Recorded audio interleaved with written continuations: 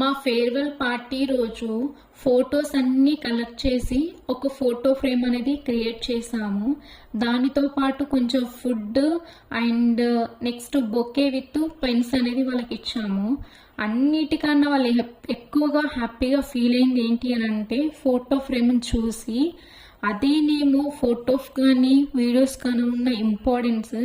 ఎందుకనంటే పాస్ట్లో జరిగిన విషయాలు ఏదైతే ఉందో మళ్ళీ ఫ్యూచర్లో కానీ ప్రజెంట్ కానీ వాటిని రీకలెక్ట్ చేసుకొని ఆ హ్యాపీనెస్ మళ్ళీ పొందుకునేది కేవలం ఫొటోస్ వల్ల మాత్రమే సాధ్యమవుతుంది.